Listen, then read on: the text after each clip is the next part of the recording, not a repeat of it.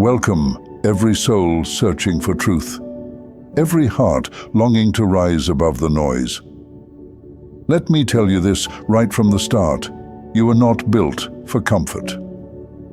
Comfort is a lie, a seduction, a soft blanket that wraps itself around your potential and suffocates it slowly. You were made for more, far more, than settling into what is easy or convenient. Life didn't hand you existence so you could sit back and let it pass you by. No, you were placed here to do something, to become something, and that journey isn't paved with pillows. It's carved through stone with sweat and fire. Circumstances don't define you, they reveal you. You've heard it said that circumstances make a man or a woman. That's a half-truth. The full truth? Circumstances don't make you, they reveal you. When life strikes you down, when you're pressed into a corner, when you've got nothing left but your breath and your will, that's when you see who you truly are. Because when the comfort is stripped away, when the illusions crumble, you're left with your essence, the raw, unvarnished truth of you. And for some, that's terrifying.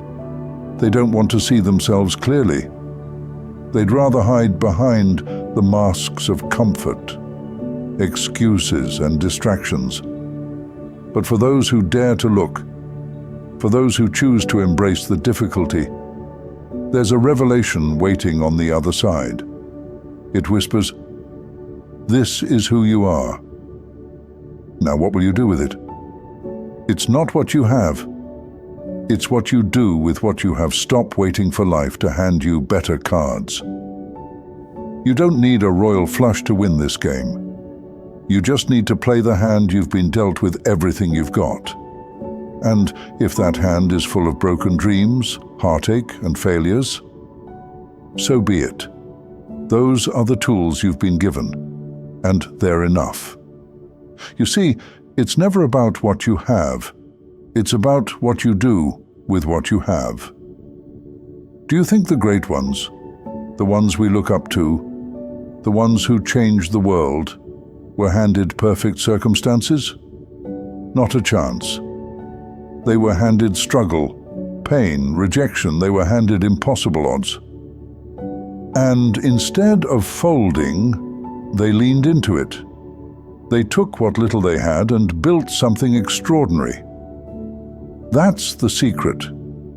It's not comfort that builds greatness. It's taking the mess, the chaos, the wounds, and creating something beautiful out of it. It's finding the courage to act, to move forward, even when the road is uncertain and the weight feels unbearable. Comfort is the enemy of progress. Comfort, my friends, is the enemy of progress. It whispers sweet lies in your ear. Stay here. Rest a little longer. Don't push too hard. And before you know it, years have passed, and you've become a stranger to your own potential. You've traded growth for ease, and the price is your soul. Don't let that happen. Seek discomfort. Choose challenges that stretch you, because it's in the struggle that you find strength. It's in the effort that you find meaning. Comfort might feel good in the moment, but it will rob you of the deeper satisfaction that comes from knowing you've given your all. The furnace of life. Let me tell you something about fire. It burns, yes. It hurts, but it also purifies. It strips away what's weak, what's unnecessary, and leaves behind only what is strong and true. That's what life does to you. It puts you in the furnace and you feel like you're being consumed. But if you hold on, if you endure, you'll find that the fire wasn't destroying you. It was refining you. And isn't that what we all want? To become better, stronger, more capable. But you don't get there by avoiding the fire. You get there by stepping into it, by trusting that the heat will shape you into something extraordinary. The myth of easy living. Look around at the world. Everywhere you turn, people are chasing ease. They want shortcuts, quick fixes, and instant results. But the truth? There's no greatness in easy living. There's no meaning in it. The things that matter, the things that last, are born out of effort, discipline, and sacrifice. Think of the tree that grows in a storm. Its roots dig deeper because they have to. Its trunk grows stronger because the winds demand it. And when the storm passes, that tree stands tall, not because it avoided the struggle, but because it endured it. You are that tree. The storms in your life aren't there to break you. They're there to strengthen you. But only if you choose to face them. Only if you decide that comfort isn't worth sacrificing your growth. What are you capable of? Here's the question you need to ask yourself. What am I capable of? Not what's easy, not what's comfortable, but what can I achieve if I give it everything I have? You don't know the answer yet. None of us truly know the extent of our potential. Not until life tests us. Not until we're pushed to our absolute limits. And isn't that both terrifying and exhilarating? Terrifying because the unknown stretches wide before us like an endless chasm, daring us to leap. But exhilarating because it means there's more in you than you've tapped into. It means the version of you sitting here today is only scratching the surface of what you're capable of. There's always another level to reach, another mountain to climb, another victory waiting on the other side of the challenge. But here's the truth. You'll never see that next level if you're unwilling to step into the storm. Growth isn't found in ease. It's discovered in the pressure, in the fire, in the moments when you think you can't go on, and yet you do. Fear is the liar. Fear is the constant companion of anyone who dares to dream, who dares to rise above mediocrity. It whispers insidiously, "You're not enough. The mountain's too high. The fall is inevitable." Fear tries to paralyze you before you've even begun, filling your mind with all the ways you might fail. But listen to me. Fear is a liar. The Bible tells us in 2 Timothy 1:7, "For God has not given us a spirit of fear, but of power and of love and of a sound mind." Fear doesn't come from God. It's a tool of the enemy, a shadow meant to keep you small, to keep you chained to the comfort zone where nothing grows. Look to Jesus in the Garden of Gethsemane. In that moment of agony, he faced fear. He knelt, sweating drops of blood, overwhelmed by the weight of what was to come. Yet, even then, he said, "Not my will, but yours be done." Luke 22:42. He didn't run from the cross. He walked straight into it, knowing the victory that lay on the other side. That's courage. Not the absence of fear, but the decision to act in spite of it. The only way to conquer fear is to act. To move forward when every fiber of your being tells you to retreat. It's taking the first step while your knees are trembling, while your voice shakes. And do you know what happens every time you take that step? You prove fear wrong. You show yourself that you're stronger, braver, and more capable than you thought. Brick by brick, step by step, you begin to build something extraordinary. It's not a fortress of comfort or safety. That's not what makes you strong.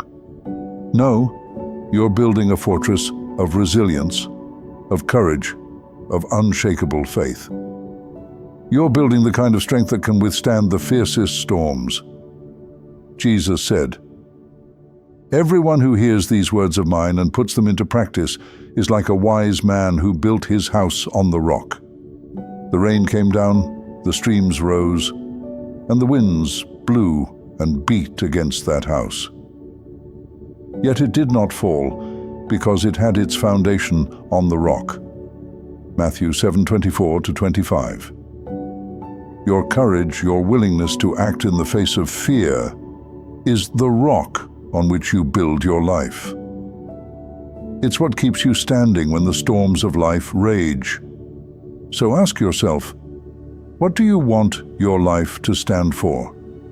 Comfort, ease, the path of least resistance?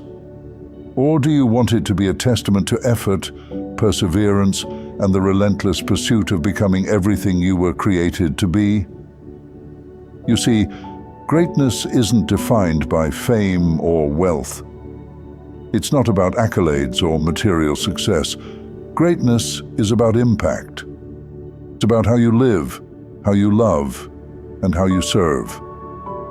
It's about taking what life hands you, the good, the bad, and the ugly, and turning it into something meaningful.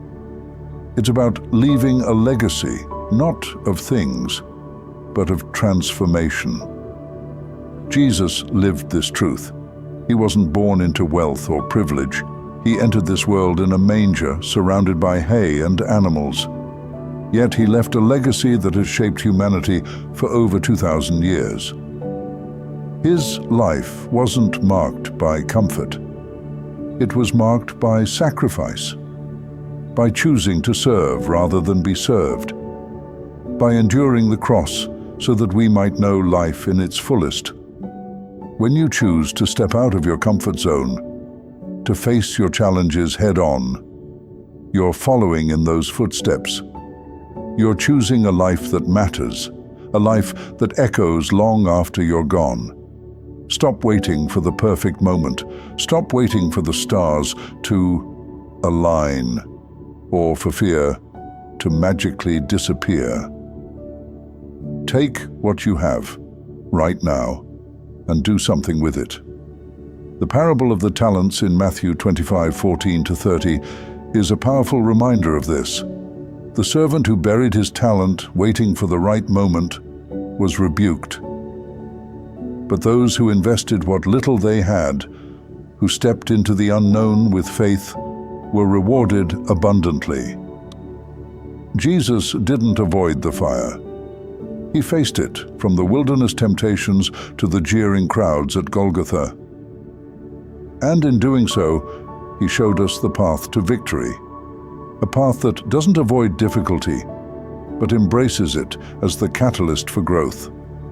The struggle you face isn't your enemy.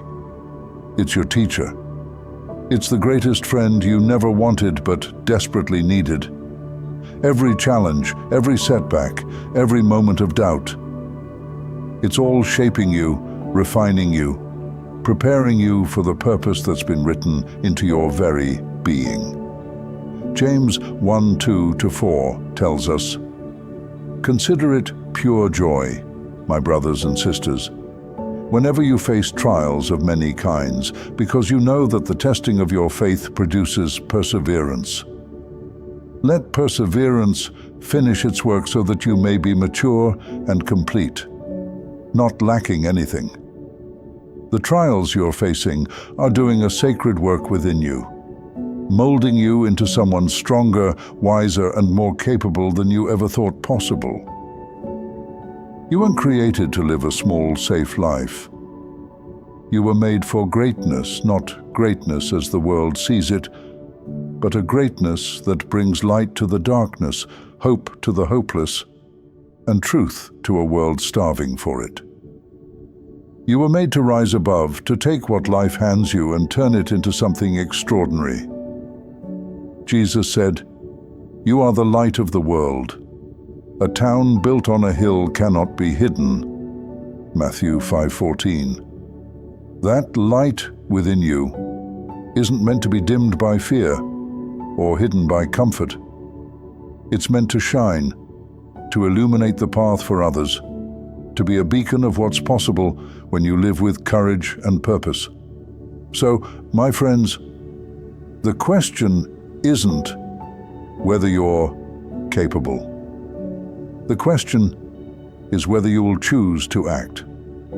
Will you take the first step, even when it feels like the ground beneath you is shaking? Will you move forward even when fear whispers that you can't? Because the truth is, you can. You were created for this. The same God who breathed life into you also equipped you with everything you need to fulfill your purpose. I can do all things through Christ who strengthens me.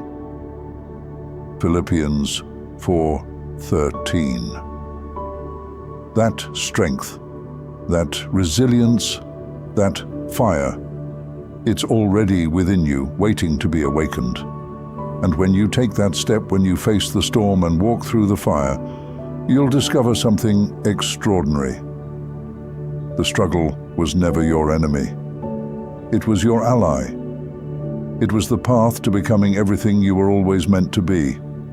So rise, step forward, and let the world see what it means to live a life of courage, purpose, and unshakable faith.